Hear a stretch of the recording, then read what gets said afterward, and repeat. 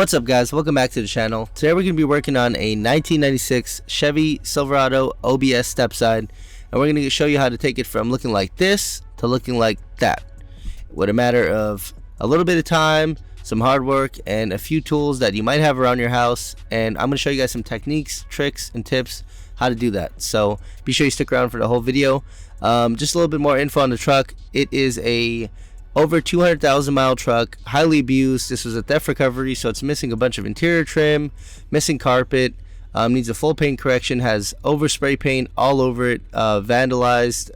It has, I mean, you name it, this truck has it. So we're gonna go ahead and fix all of that the best we can today and make it look the best possible without giving it a paint job or doing too much work. Just by giving it a nice detail, you'll see the results here at the end of the video. So just a little sneak peek clip as I gave you guys earlier. This is gonna make for a great video, so I hope you guys enjoy, and without further ado, let's get right into it.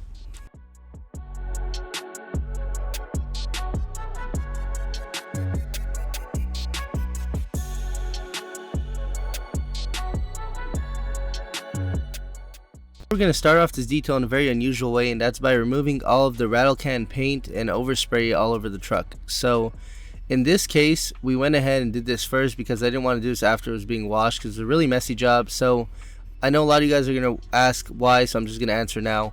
I didn't wet sand all the overspray off, and that's because the clear coat was so thin on this truck that if I were to wet sand it around, especially those sharp edges, I guarantee it would go right down to the primer.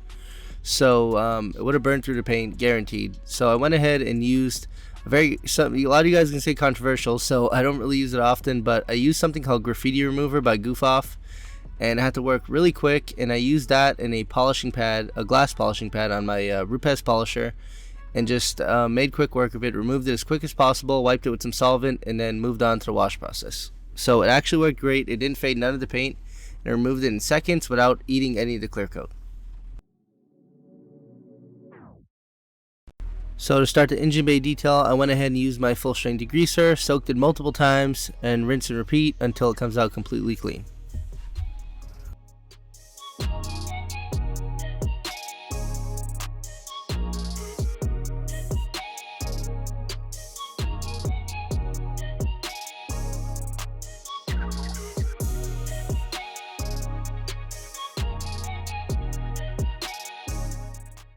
And same thing goes for the wheels, tires, wheel wells, and underbody.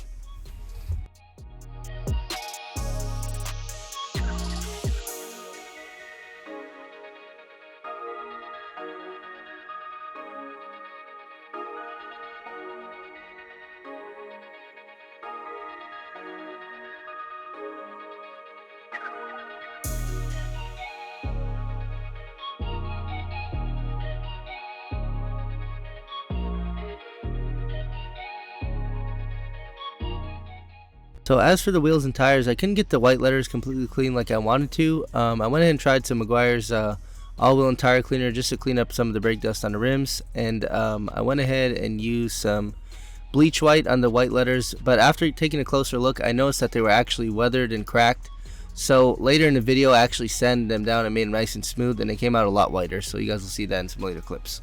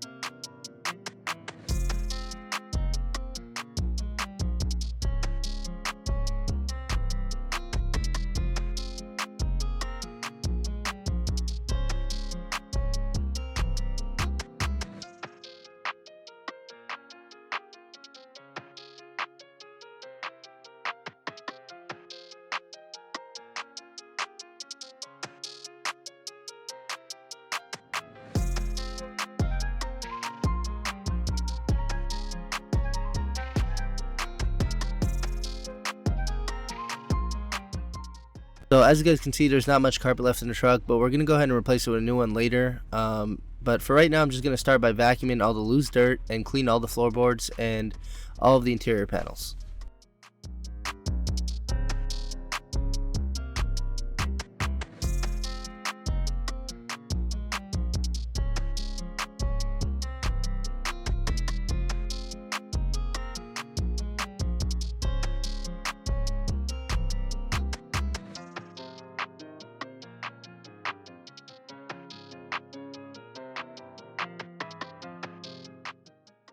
And as for the interior panels, I'm just going to be using some all-purpose cleaner, diluted 5-to-1, along with a few detail brushes and some compressed air and a lot of microfiber towels just to make sure it's all completely clean.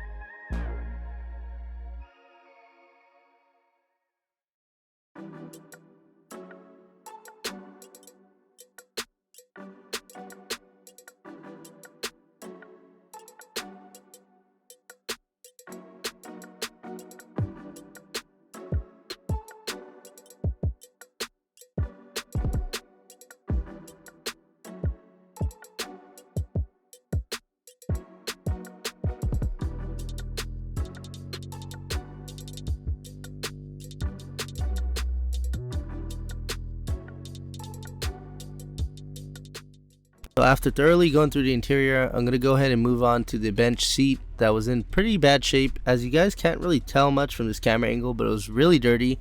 Apparently this truck leaked inside, and that was a big part of why the carpet got ripped out. But I guess a lot of the vandalizing had something to do with it also. So, but moving on to what I'm using to clean, I'm going to be using my Tornador Z240 vacuum, and I'm just going to dry extract everything, get as much dust and dirt out as possible dry before wetting it. And as you guys can see here, I'm using my carpet solution along with a drill brush and my extractor to remove all that gunk out of the seat. And as I said, it didn't look very dirty, but look at that stuff that's coming out of here. It's crazy. So I made multiple passes until I got it completely clean.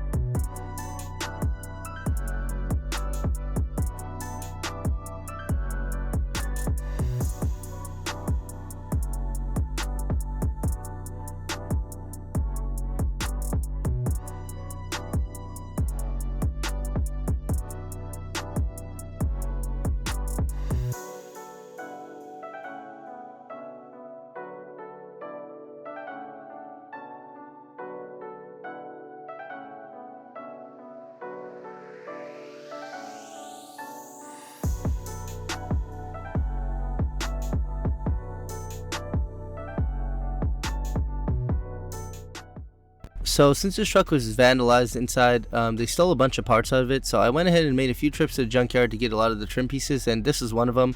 It's really dirty. It was actually sitting in a truck with no windows in it, so it had a bunch of mold and mildew in it. So I went and hit it up with the steamer and my all-purpose cleaner to get it as clean as possible. But as you guys will see here, it's super sun faded, so I went ahead and touched it up with some gray just plastic trim paint, and it came out really nice.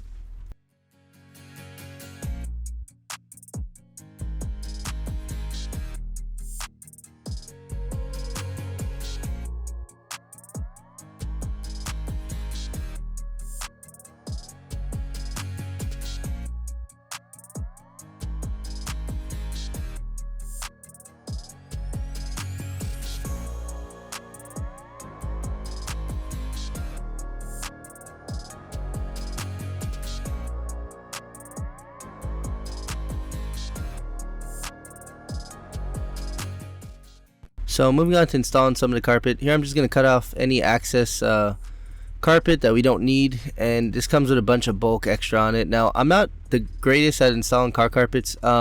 These ACC carpets are usually pretty good quality, but to get them to fit right, you need to add foam and some spray glue to get them to fit really nice. However, I got it to fit decent and got most of the wrinkles out. It did need to settle a little bit, but it looked a ton better after it was done, as you guys will see in some later clips.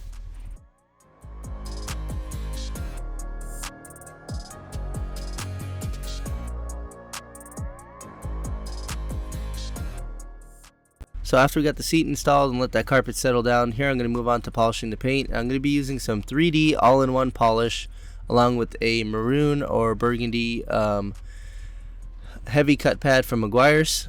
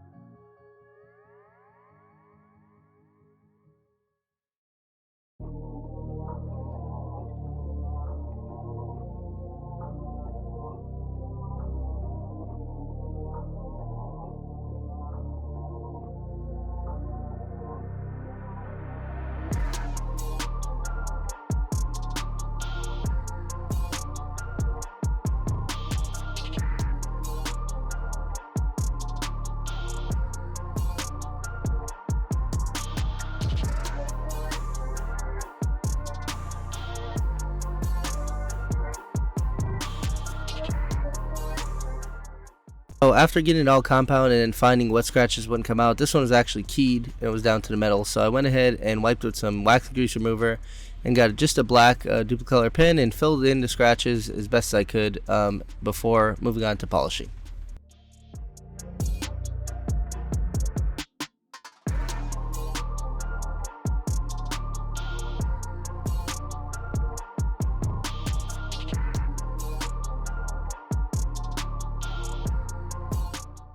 So to finish off the paint here, we're going to be using a black Meguiar's finishing pad along with some paint sealant to add a little bit of protection and make it look a lot better and add that luster to this black paint.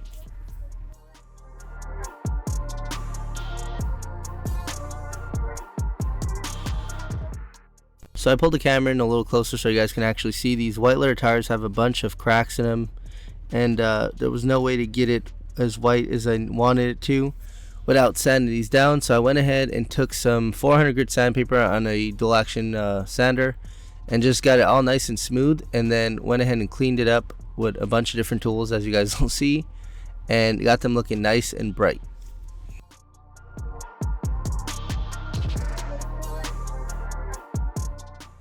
This was very time consuming and very annoying to deal with since the sandpaper kept cutting, but I used a bunch of different tools. I used a wire brush, as you see on a drill here, because once it left black smudges on the white letter, then I had to scrub those off, and just a regular plain nylon or plastic brush with some tire cleaner wasn't working, and just the steamer alone wasn't doing it. So this is about the best method I found to work, but it was taking around 20 minutes per tire, which was pretty annoying to deal with, but the end result was worth it.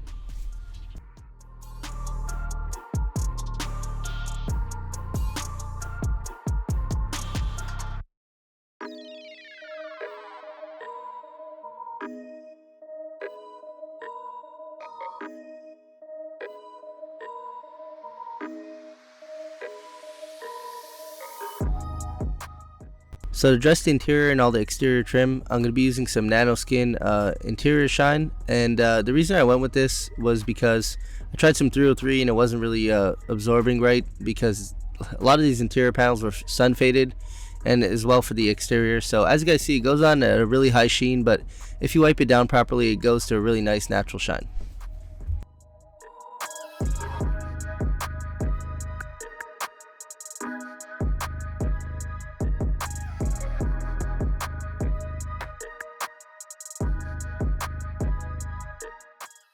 So I know a lot of people hate on some of the aerosol dressings, which I favor 303 myself too, but in some intricate areas and there's a lot of places you can't get into unless you're using like an aerosol dressing. So they do have their advantages. However, they are pretty messy, and after this I had to wipe the body with a couple of microfiber towels and then give it a spray wax to make sure there wasn't any grease residue all over the paint.